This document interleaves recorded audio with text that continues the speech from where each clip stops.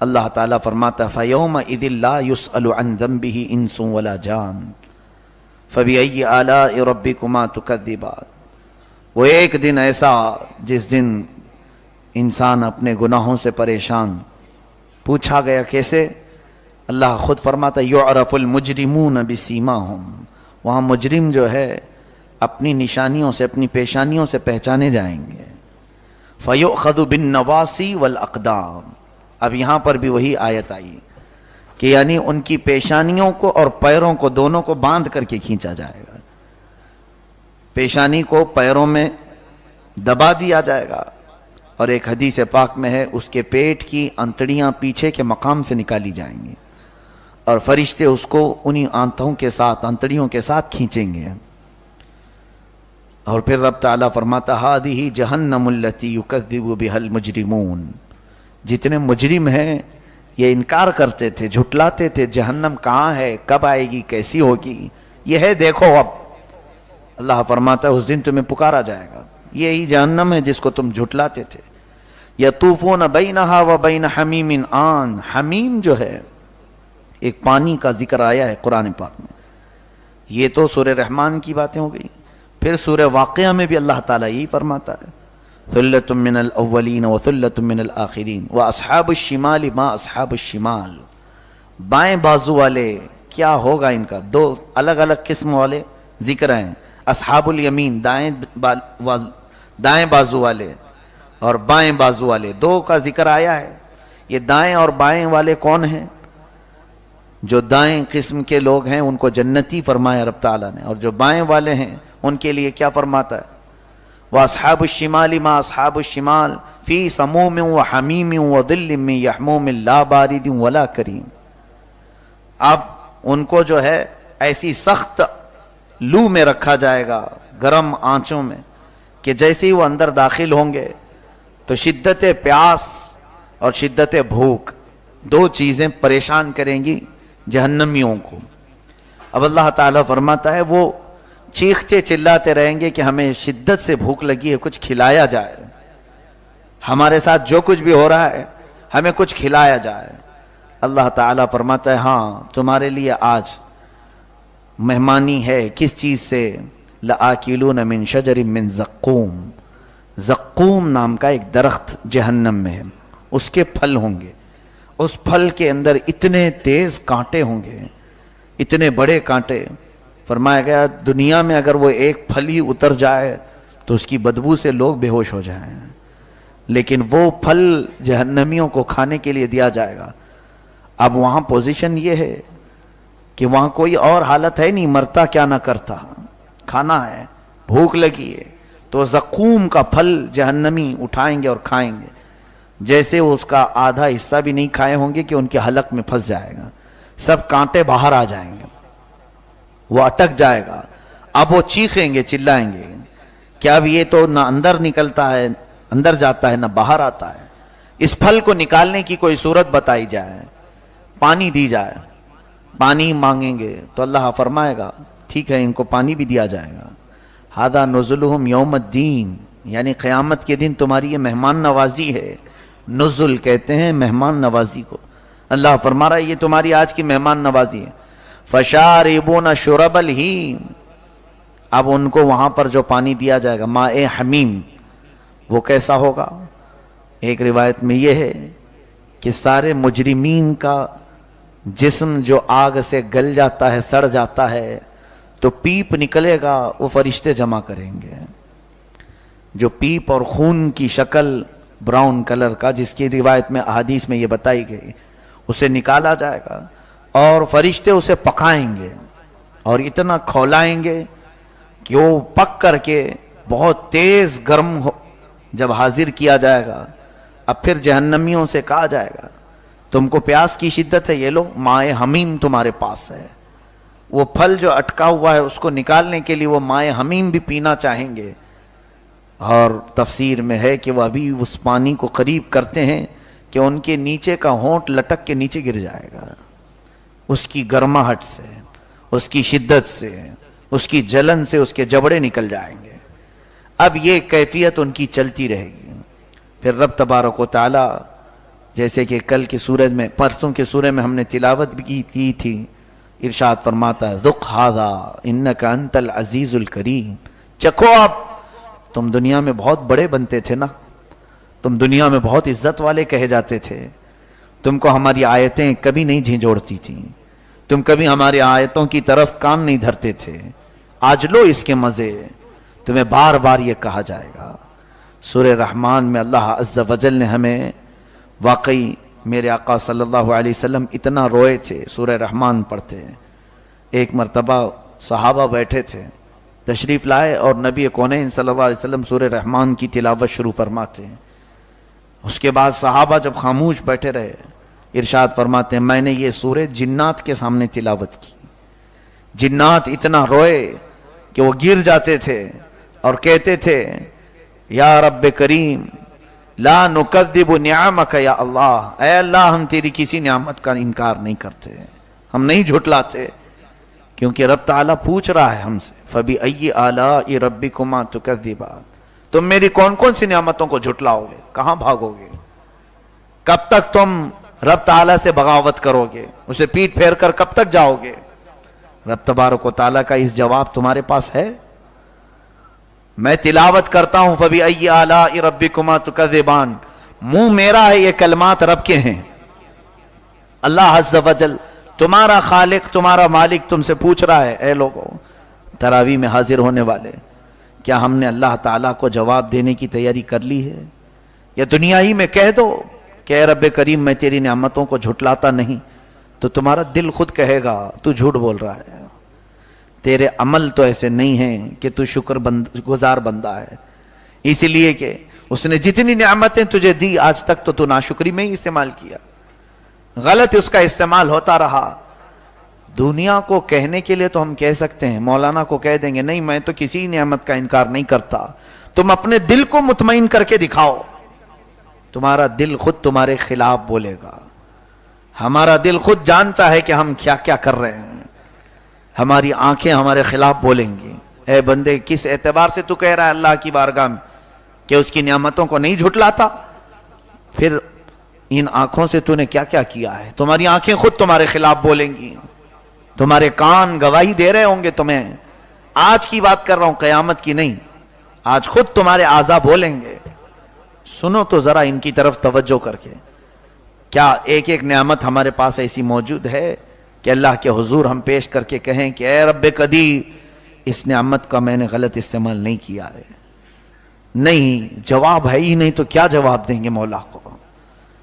ظاہر سی بات ہے، یہاں پر وہ تصور مجھے یاد آتا ہے، محبوب الہی نظام الدین اولیاء رحمۃ اللہ علیہ نے ایک بہت پیاری مثال بتائی تھی۔ ایک شخص حاضر ہوا، کہا کہ حضور کچھ گناہ کرنے کی بھی اجازت ہونی چاہیے، کبھی کبھار کچھ گناہ کرنے کی بھی اجازت دے دینی چاہیے۔ کہا ہاں بالکل اجازت ہے، دو شرطیں، اگر تو وہ پوری کر لے تو جو گناہ کرنا چاہے اجازت میری طرف سے۔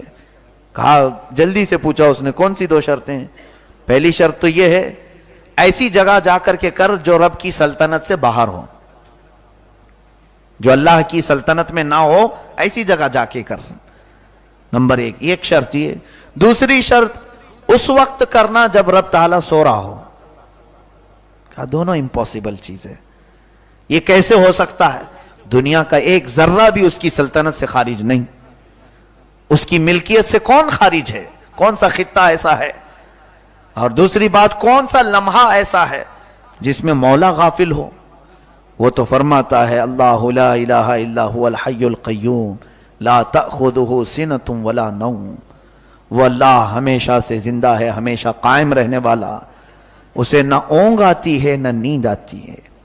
تو محبوب الہی نے فرمایا اے نادان، جب یہ دونوں چیزیں ہو نہیں سکتی تو پھر تو یہ تو سوچ لے، کیا یہ تیرے اخلاق گوارا کرتے ہیں کہ کسی کے گھر میں تو پناہ لینے کے لیے جائے اور اس کے گھر میں تو ننگا ہو جائے؟ کسی نے تجھے اپنے گھر میں پناہ دی، آجا میرے گھر میں رک جا، تو کیا تو اس کے گھر میں ننگا ہو جائے گا؟ اس کا اتنا تو احسان رکھے گا کہ اس گھر والے نے مجھے پناہ دی ہے، میرا کوئی گھر نہیں تھا۔ پھر یہ بھی بتا، کیا تو جس کے گھر میں مہمان بنا ہے اس کے گھر کی توڑ پھوڑ کرے؟ یا اس کے گھر میں غلط چیزوں کا استعمال کرے گا، جلائے گا وہاں پر؟ کہا نہیں. تو پھر اب یہ اخلاقیات میں سے ہے کہ تیرا پالنے والا، تیرا کھلانے والا، تیرا پیدا کرنے والا اس کی زمین پر رہ رہا ہے، اس کی ہوائیں استعمال کر رہا ہے، اس کا پانی استعمال کر رہا ہے، اس کی ساری سلطنت کو مفت میں استعمال کر رہا ہے. پھر اس حالت میں ہے وہ کہ ہمہ وقت وہ تجھے دیکھ بھی رہا ہے. اب پھر تیرے یہ احساس کیسے ہو جاتا ہے کہ اس کی نگہداشت میں، اس کی نگرانی میں ایسے کام کروں جو اسے پسند نہیں ہے. میرے عزیزو، سورہ رحمان کی تلاوت سے بہت سارے جہاں فضائل جیسے بیماریوں وغیرہ کے لیے ہیں، میں تو سمجھتا ہوں، میں دوسری فضیلتیں آج بیان کرنے نہیں بیٹھا ہوں، اسے بہت ساری فضیلتیں ہیں. محض اگر ہمارا دل بیدار ہو جائے ساری بیماریاں ختم ہی ہو جائیں. ساری بیماریاں جو لگی ہیں ہمیں وہ صرف دل کے غفلت کی بیماری ہے. آج سب سے بڑی بیماری جس کو کوئی ذکر بھی نہیں کرتا، میں سمجھتا ہوں کینسر کی بیماری، ایڈز کی بیماری اور دیگر بیماریاں جس کو ہم لا علاج سمجھتے ہیں وہ علاج والی ہیں. کیونکہ بیماریاں آتی ہیں اللہ کی طرف سے، شفا بھی اللہ کی طرف سے ملتی ہے. لیکن کچھ بیماریاں ایسی ہیں جیسے گناہوں کی لت جس کو پڑ جائے، یہ اس کینسر سے زیادہ خطرناک وائرس ہے کہ وہ تو صرف جسم کو گلا دیتی ہیں وہ بیماریاں، لیکن یہ تو تمہاری ایمان کو تباہ کرتی ہیں. ایمان ختم ہو جائے تو پھر وہی حال ہوگا جو قیامت کا ذکر اللہ تعالیٰ فرما رہا ہے. قیامت کے دن تمہیں کیسے کھینچا جائے گا، کیسے بلایا جائے گا، کیسے تمہیں رب کے حضور پیش کیا جائے گا. اب یہ تو جہنمیوں کے ذکر تھے، لیکن اللہ عز و جل نے تقریباً ان 4 سورتوں میں جنت کا بھی ذکر فرمایا. سورہ طور میں بھی، سورہ نجم میں بھی، سورہ قمر میں بھی، اور سورہ رحمان میں، سورہ واقعہ میں، 5 سورتوں میں، بلکہ سورہ حدید میں بھی جنت کا ذکر بھی آیا ہے اور جنتیوں کی فضیلت بھی اللہ نے بیان فرمائی. جیسے کہ اللہ تعالیٰ سورہ رحمان میں فرماتا ہے پہلے ہی، وَلِمَنْ خَافَ مَقَامَ رَبِّهِ جَنَّتَانِ، جو اپنے رب سے ڈر گیا کسی گناہ کرنے کے وقت، اللہ فرماتا میں اسے 2 جنتیں دوں گا. جنت تو ایک ہی ہے لیکن اس کے اندر الگ الگ ڈپارٹمنٹ ہیں، الگ الگ محلات ہیں. ایک جنتی کو جو ایک محل دیا جائے گا وہ ایک جنت کہا جائے گا. حضور پاک صلی اللہ علیہ وسلم سے پوچھا گیا جنت میں ایک ایک حصہ کتنا ملے گا؟ حضور پاک صلی اللہ علیہ وسلم کی بعض احادیث میں یہ فرمائے گا کسی ادنا جنتی کو، یعنی سب سے چھوٹا جو ہے، اسے ایک محل ایسا دیا جائے گا جس میں 70,000 خیمے لگ سکتے ہیں. اور پھر ہر خیمے اتنا نہیں کہ چھوٹی چھوٹی جھوپڑی لگائی جائے گی، ہر خیمہ 70,000 لوگوں کو سنبھال سکتا ہے. ایک چھوٹے جنتی کو یہ دیا جائے گا، اور باقی پھر پرہیزگاروں کو، اولیاء کاملین کو اور انبیاء کو کیا دیا جائے گا وہ اللہ بہتر جانے. یہ جنت کا ذکر بھی آیا. اور 2 جنتیں دوں گا، کیسی ہیں وہ؟ اللہ فرماتا ہے فیہما عینان تجریان، جس میں جو ہے 2 چشمے بہ رہے ہوں گے.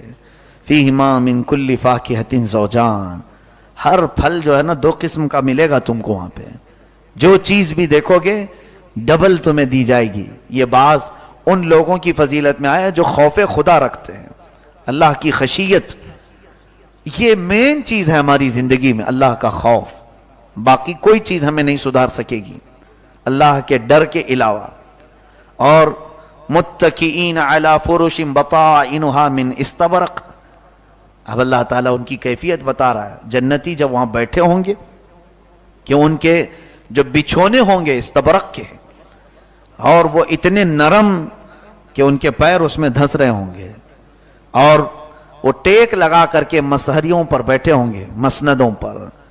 اور پھر ان کے متعلق رب تعالیٰ فرماتا ہے ایسی نعمتیں وہ وہاں استعمال کریں گے لم یتمثہن انس قبلہم ولا جان، کبھی کسی انسان نے یا جن نے چکھا بھی نہیں ہوگا. وہ آج تک کسی نے وہ چیز نہ دیکھی ہوگی نہ سنی ہوگی اس طرح کی دنیا میں.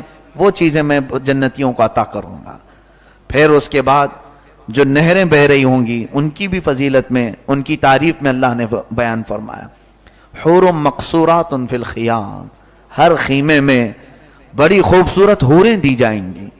حور کسے کہتے ہیں؟ وہ ایک اللہ نے بنائی ایک مخلوق ہے، وہ جنتیوں کی پاکیزہ بیویاں ہیں. اور یہ بھی حدیث پاک میں ہے ادنا جنتی کو کم سے کم 70 حوریں دی جائیں گی، ادنا جنتی. اور ان حوروں کی خوبصورتی کے متعلق فرمایا گیا کہ دنیا کا پورا حسن ملایا جائے تو وہ ایک حور کے خوبصورتی کے برابر نہیں ہو سکے گا. اللہ نے اتنی حسن و جمال والی وہ حوروں کو بنایا، بڑی آنکھوں والی، حتیٰ کہ ان کے جسم کو چاندی سے زیادہ چمک بتایا گیا. پھر اللہ تعالیٰ وہاں کے خیموں کی، وہاں کی نعمتوں کی بہت ساری باتیں ذکر فرمائیں. اب سورہ واقعہ میں بھی یہی ہے، ثلۃ من الاولین وقلیل من الاخرین علی سرر موضونۃ متکئین علیہا متقابلین. جنتی ٹیک لگا کر ایسے بیٹھے ہوں گے کہ آپس میں ایک دوسرے کے آمنے سامنے ہوں گے اور وہ اپنی باتوں میں مشغول ہوں گے. سورہ یاسین میں بھی ہے یہ، اللہ تعالیٰ فرماتا ہے ان اصحاب الجنۃ اليوم فی شغل فاکہون ہم وازواجہم فی ظلال علی الارائک متکئون. کئی جگہ پر یہ آیتیں آئی ہیں جنتیوں کی تعریف میں، اللہ تعالیٰ بیان فرماتا ہے. اب سنیے جنت کی سب سے بڑی نعمت کیا ہے. جنت میں داخل ہونے کے بعد اللہ تبارک و تعالیٰ ان کے لیے حکم فرمائے گا اب یہاں پر تمہیں نہ عبادت ہے، نہ روزہ ہے، نہ زکوٰۃ ہے، نہ حج ہے، کوئی عبادت نہیں، صرف آرام ہی کرنا ہے، صرف آرام کرنا ہے. اور پھر اس کے بعد انہیں آزاد چھوڑا جائے گا، تم جہاں جانا چاہو جنت میں پھرو، گھومو اور ہر نعمت چکھو. اس کے بعد حدیث پاک میں جنت کی سب سے بڑی نعمت یہ ہے کہ اللہ تبارک و تعالیٰ بے حجاب اپنا دیدار کرائے گا. یہ سب سے بڑی نعمت ہے. سب سے وجوہ یومئذ ناظرہ الی ربہا ناظرہ، وہ چہرے کیا ہی خوبصورت ہوں گے، ہرے بھرے ہوں گے، جو اپنے رب کو بے حجاب دیکھ رہے ہوں گے، بے حجاب اپنے رب کے دیدار میں مصروف ہوں گے. اور میرے عزیزو، جنت میں جب کوئی جنتی پہنچ جائے تو وہ جب خواہش کرے صحابہ کرام سے ملنے کی تو اسے وہاں لے جایا جائے گا، انبیاء کرام سے ملنے کی وہاں لے جایا جائے گا. اگر بندہ جنتی خواہش کرے میں نبی کونین صلی اللہ علیہ وسلم کے پاس حاضر ہوں، فرشتے اسے وہاں پر بھی پہنچائیں گے. یہ نعمتیں کیا کم ہیں ہمارے لیے. لیکن اگر کوئی جنت میں جانے سے رہ گیا، اللہ اکبر، اگر داخل ہونے سے رہ گیا تو یہ جتنی چیزیں سنیں یہ سب ہوا ہو جائیں گی، کچھ بھی نہیں، ہمارے حصے میں نہیں آ پائیں گے. اللہ کے بڑے بزرگ اولیاء جو روتے تھے اپنی نمازوں میں اسی لیے کہ اللہ تیری جنت اتنی حسین ہے، اتنی تعریف تو نے کر دی، وہاں کے حالات تو نے بیان کر دیے، کاش اگر قیامت کے دن حساب میرا الٹا ہو گیا تو کیا ہوگا. تو یہ باتیں سننے کی خالی سننے میں رہ جائے گی، اور جہنم کی جو ہم نے سنی ہے وہ تو پریکٹیکل ہو جائے گی، پھر جانا ہی پڑ جائے گا. حضرت ابو بکر صدیق رضی اللہ تعالیٰ عنہ اس بات سے روتے تھے کہیں حساب میرے اوپر نہ آ جائے، میرے خلاف نہ ہو جائے. آج ہماری زندگی کس طرح کی چل رہی ہے؟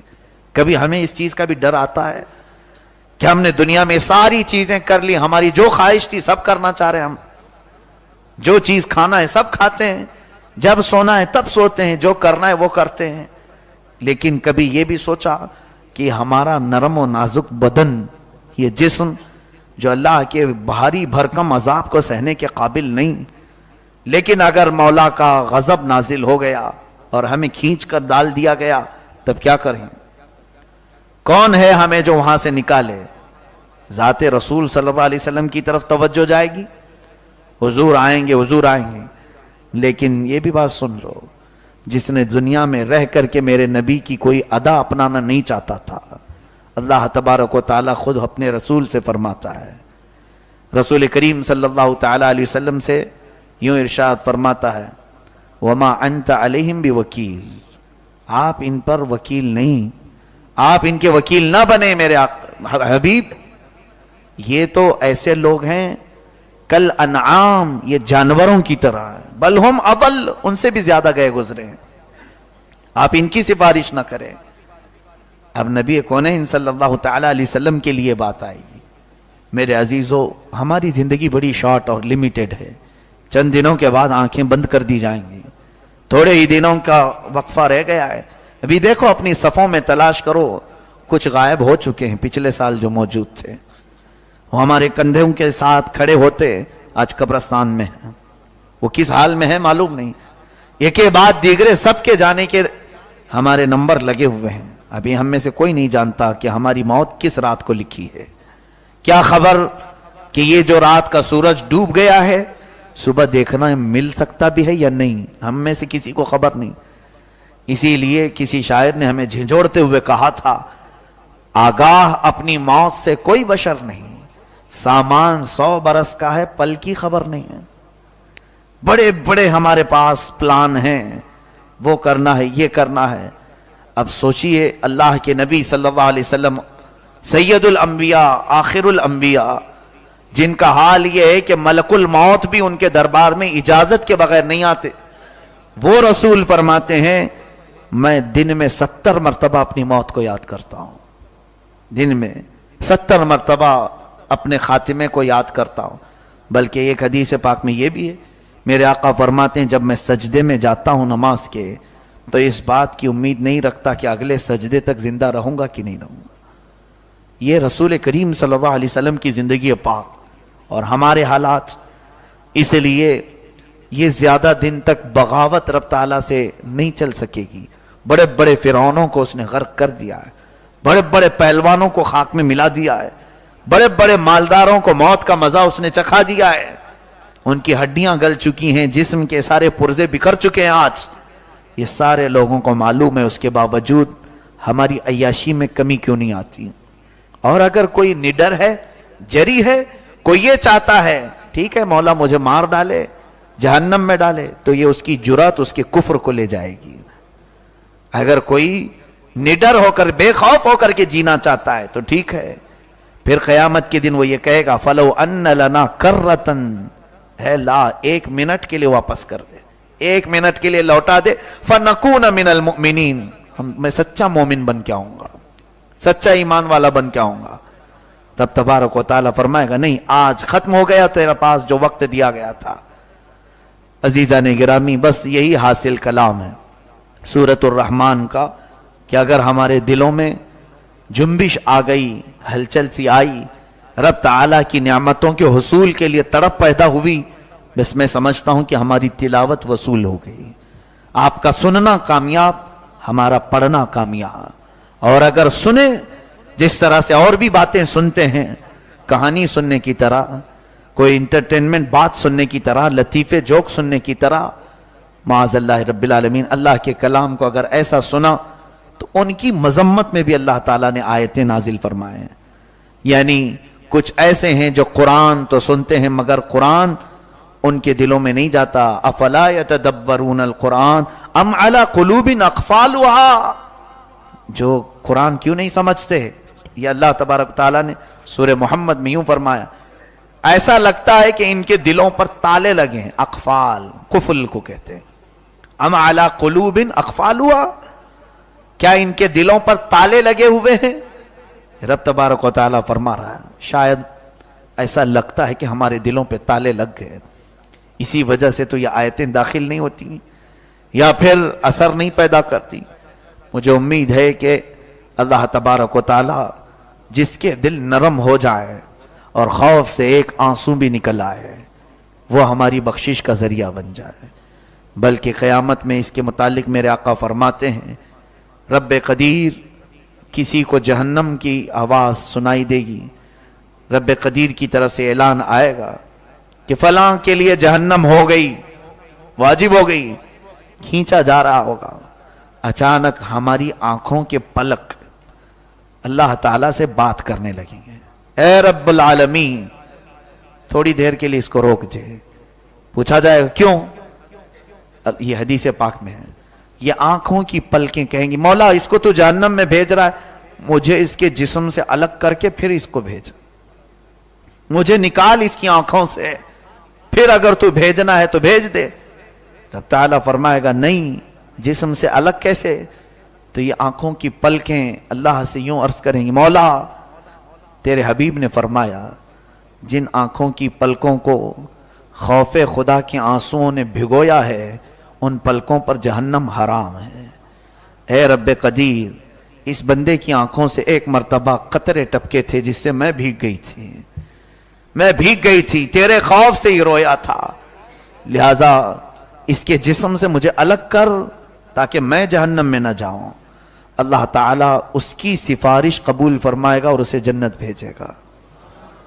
فرمایا جائے گا اے آنکھوں کی پلکو، تمہیں الگ نہیں کیا جائے گا، اس بندے کو لے جاؤ اور جنت میں داخلہ دیا جائے۔